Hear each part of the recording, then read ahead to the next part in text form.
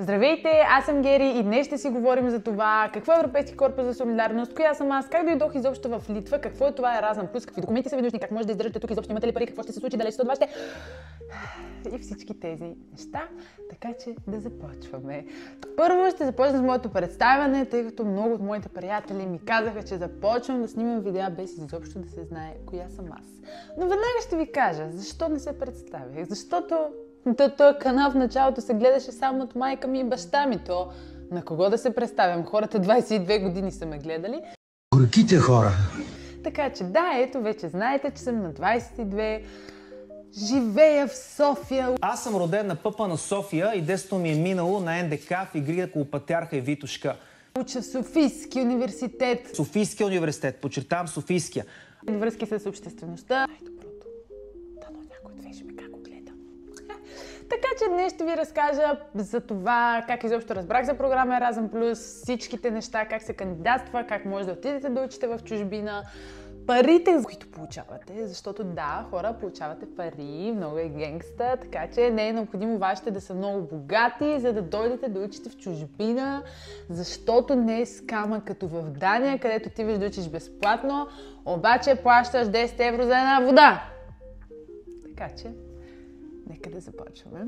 Първоначално ще ви разкажа за това, как разбрах за програма Еразъм плюс, тъй като се казва, че много малко хора знаят за това и аз съм направо в шок. Разбрах за програма Еразъм плюс от друга европейска програма, която се казва Европейски корпус за солидарност. Програмата е свързана с доброволчество, като можеш да отидеш и да доброволстваш по различни направления в различни държави или в своята. Съответно аз избрах, тъй като истината е, че аз не знаех, че мога да отида да бъда доброволец в чужбина. И бях доброволец в България, но пък съм много щастлива от това нещо, защото моето доброволчество беше свързано с комуникации, пиар и така нататък. И реално много ми помагаше доброволчеството ми с университета, тъй като един пример, който постоянно казвам е, че, например, аз знаех как да пиша прес-съобщения още преди да са започнали да му учат това нещо в университета, тъй като бях на това доброволчество. То беше дългосрочно, 12 месеца и много хора го припознават с стаж. Двете неща са различни, но ако така ще бъде по-лесно за вас, представете си нещо такова и така там получавате и издръжка, която покрива вашите...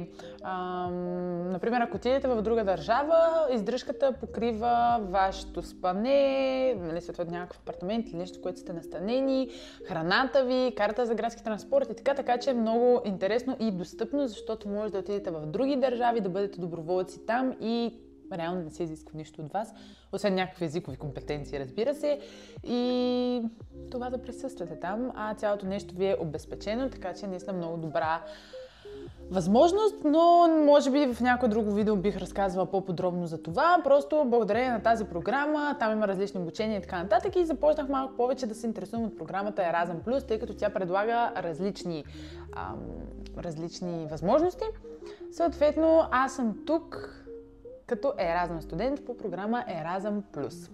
Започнах да се интересувам и видях, че всъщност Софийски университет предлагат това нещо. Всъщност мисля, че всички университети го предлагат. Първоначално се кандидатства като за Софийски университет. Ето тук някъде ще видите изписан сайта, който ще има и долу в описанието на това видео.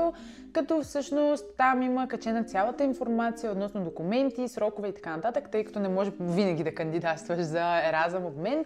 Има срокове, които трябва да бъдат спазени. Има условия, на които трябва да отговаряте, като условията са всъщност не са изобщо нещо вау.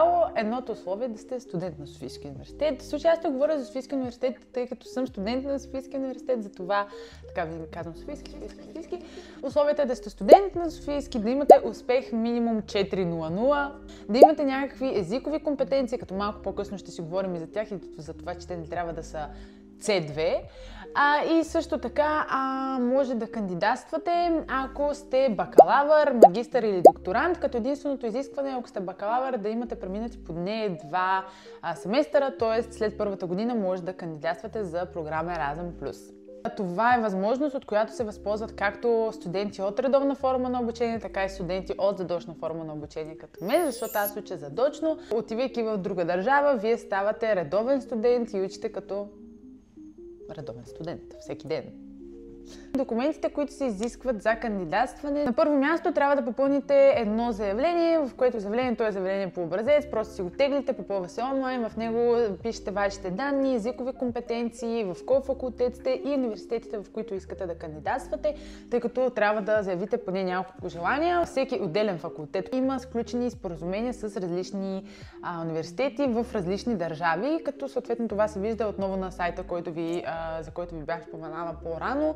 Там може да видите вашият факултет, с кои университети има договори, съответно да разгледате университетите по-обстойно, какво предлагат и така нататък. И спрямо това се избирате, като ги попълвате в това заявление. Също така трябва да прикачите CV, което е на английски език, и ви трябва удостоверение за вашият успех, като това удостоверение просто отивате в отдел студенти на вашия факултет, казвате, че ви е необходимо. То всъщност мисля, че се купува се самото удостоверение, което струва около 1 левче, просто там ви го попълват на база факултетния ви номер, виждат какъв ви е средния успех, попълват го и го заверяват с печат, за да бъде истински документ. Също така ви трябва мотивационно писмо на английски език и разбира се някакъв документ, който да удостоверява вашето ниво на компетенция на някакъв определен език. Като тук е изключително важно да кажа, че за да отидете на програма Erasmus+, да отидете на обмен в друга държава, изобщо не е необходимо да знаете езика перфектно.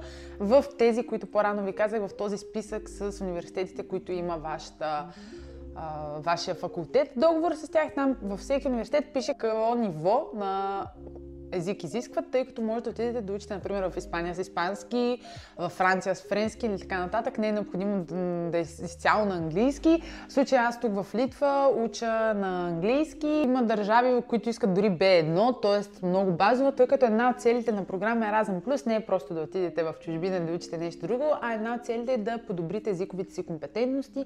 Така че, хора, изключително важно е да ви кажа, че не е необходимо да знаете език на някакъв невероятно ниво, ще да кажа левел, обаче стараем се да не бъдем чуждопоклонници, ако обичате така.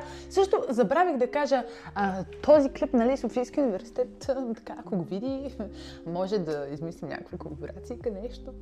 Да.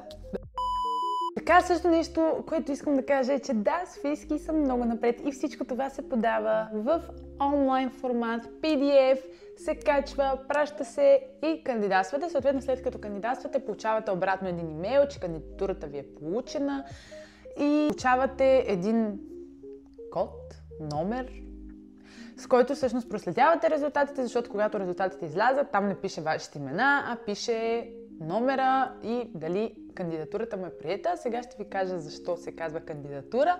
Съответно, след като вашата кандидатура бъде приета, се случва една информационна среща, която, хора, се състоя на 30 октомври и от тогава до сега аз чакам да ви покажа тези кадри.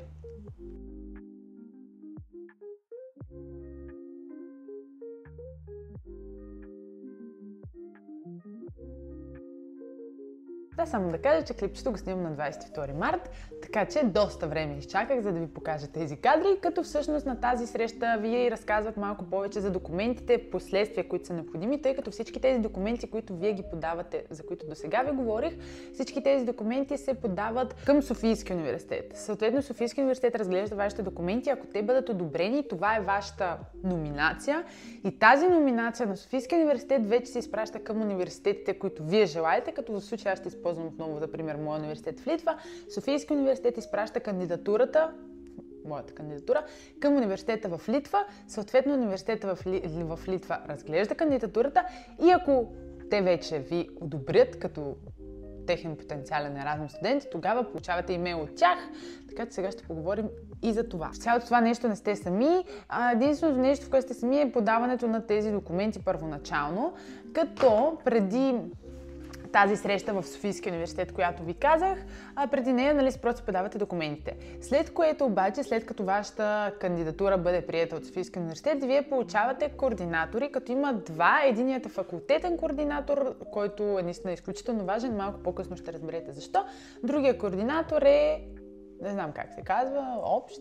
Той отговаря за така по-големите документи.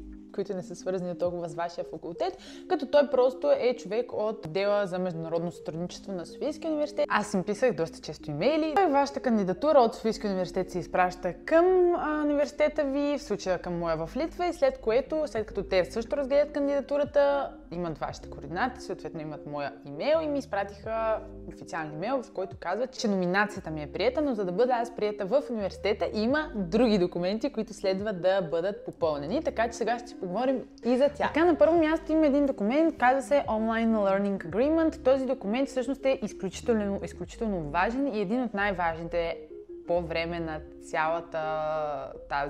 целият този обмен, защото в този документ и тук е момента на факултетния ви координатор, за който също казах, че играе много важна роля.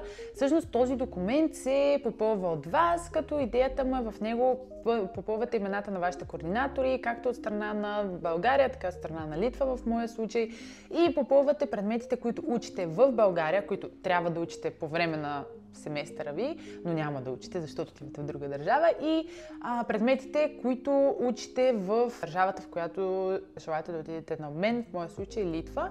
Съответно, идеята е тук е много важна комуникацията между вас и вашият координатор факултетен, защото преди да попълните този Online Learning Agreement, трябва да се свържете с него, да го попитате дали са подходящи предметите, дали са спрямо специалността, която вие учите, тъй като тук е много важния и тънък момент дали вашите предмети, които изучавате в другата държава, ще бъдат признати. Малко по-късно ще си говорим и за това, но е изключително важно да не го правите това нещо сами, а да се свържете с вашия факултетен координатор. След като попълните и този документ, което отново става онлайн в една платформа, която някъде тук предполагам ще видите. Тази платформа става много лесно, след което може да правите и корекции по този Online Learning Agreement, т.е. когато дойдете тук, например, аз имах предмет, който нямаше как да изучавам, трябваше да правя корекции и така нататък, и след което този документ се подписва тристранно от вас, от вашия координатор и от България и координаторът ви от Литва. След като бъде подписан тристранно, той е вече готов. Трябва да запишете предмети, които да имат поне 30 кредита, разбира се, може и повече, но трябва да имате така някакъв минимум. Другото нещо, което ви е необходимо, е документ за владеене отново на език. В случая това вече тук е малко по-различно, защото документа може да бъде някакъв определен, който университетът изисква, т.е. може да бъде Кембридж сертификат, IELTS или нещо друго. В моя случай университета ми не изискваше някакъв определен сертификат, така че не е необходимо тук да ходите на някакви заплатени. Сега, разбира се, зависимост от университета, но тъй като разглеждах, повечето университети не искат някакъв определен формат, така че ако имате някакъв сертификат, но също така се приемат и онлайн направен тест от тези безплатните. Следващия документ, който ви е необходим, е така наречената академична справка, която отново се взима от отдел студенти на вашия факултет. Просто отивате, тя отново е безплатна и те ви правят тази академична справка, но за нея са необходими, мисля, че около 3 седмици, тъй като е малко по-трудоемко. За това е важно в момента, в който учите това потвърждение, че сте приети от приемащия ви университет, трябва веднага да отидете и да го направите това нещо, защото отнема повече време, тъй като след като получите тези ваши оценки, трябва да отидете и да ги преведете на английски. Не е необходима легализация, т.е. ако желаете, може да си ги преведете и сами, а ако не, може да отидете в някоя агенция или нещо такова. Аз бях малко по-спешен случай, тъй като не повече време от моя университет да го направят. Аз също малко се бях забавила и имах нужда от спешен превод, затова мисля, че ми я преведоха за един ден срещу 100 лева, нещо такова беше, но ако не бързате, мисля, че превода на оценки е около 20-30 лева, също както казах, може да си ги преведете и сами. След като сте готови с всички тези документи, прикачвате ги вече в университета, приемащите ви, в случая моя в Литва, те отново ги разглеждат всички тези документи и трябва да получите Letter of Acceptance. Това е един имейл просто, в който те ви казват, че всичко с документите ви е изрядно, вие сте приет и продължаваме напред. След това идва време за финансирането и за споразуменията за финансиране, които се подписват, защото все пак трябва да има някакво доказателство, че вие сте получили тези пари. Варират около 6 до 700 евро месечно. В случая аз тук в Литва получавам по 606 евро месечно. Дали ми стигат или не знам. Ще видите в някой друг клип, в който ще си говорим малко повече за това какви разходи имам и така нататък. Така че, stay tuned. Тези финансови споразумения се подписват след като вие отидете в определената държава, в моя случай отново казвам Литва. След като аз дойдох в Литва, има един друг документ, който трябва да донесете. Този документ се подписва от университета тук, че сте пристигнали, вие сте вече на място. Също така пращате и бордните си карти на Софийския университет, за да има доказателство, че вие сте тук. И след това подписвате това финансово споразумение, като сега ще ви кажа какви са и необходимите документи за него, но след като го подпишете е необходимо малко време да бъдат подготвени всички неща по него, да бъдат преведени средствата по вашата сметка, така че нещо изключително важно, което трябва да знаете е, че в първите 2 седмици трябва да имате свои лични средства, с които да живеете, докато ви преведат паричките, които получавате по програмата. Документите, които са ви необходими за подписването на това споразумение, тях си ги взимате още преди да заминете, тъй като, както ви казах, има такава информационна среща. Отделно това координаторите ви често ви пращат информация за важните документи, така че няма как да пропуснете тези неща. Още тук, като сте в България, си взимате удостоверение от вашата банка, че сметката е на ваше име, че вие сте титуляр на сметката.